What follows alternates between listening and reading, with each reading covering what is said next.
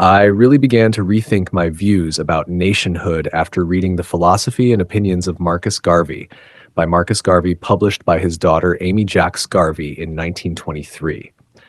I had never even heard of Marcus Garvey until National Public Radio played some reggae songs dedicated to him on one of its programs, perhaps on Afro-Pop.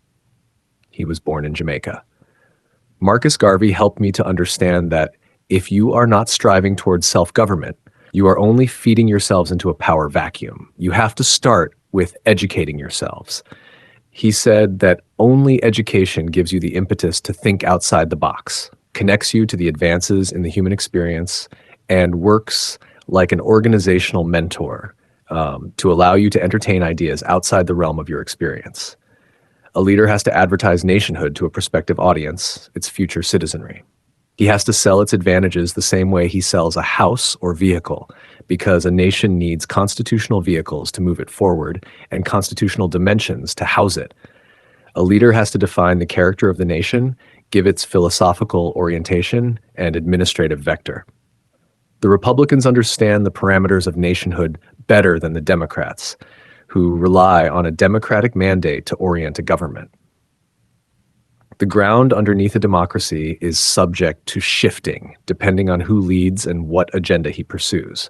That makes a democracy turn into a battlefield of factions, as each side tries to outvote the other.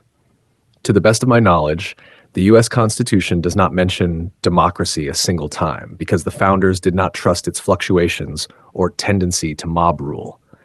A constitution sells itself to a people because its terms promise stability and prosperity, and because the terms do not change. They maintain the character of the nation, regardless of the persona or stature of its leaders. The Constitution provides a new nation with its philosophical resource to enable its consistent daily functioning.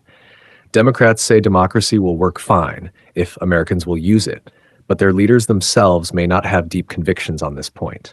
Can they govern their own country? Can they bear to step away from the shelter of the Constitution? They criticize constitutional originalism, saying it is out of touch with the needs of the country. Whose country, pray tell?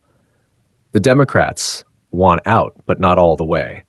Democrats and other leftists claiming to be Democrats post their opinions on Facebook promoting democracy and decrying capitalism. But if someone tells Democrats that they could have their own country and govern it as they see fit, they will reply that they are not interested in a nation. The Democrat lack of definition on the Constitution issue should concern all Americans. It means the Constitution has to support both the warring Republicans and the restive but passive Democrats.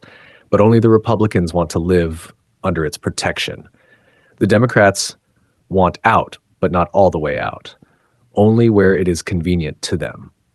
Why would anyone prefer the permanent standoff that plagues our country over the prospect of two new nations, each governing independently of the other?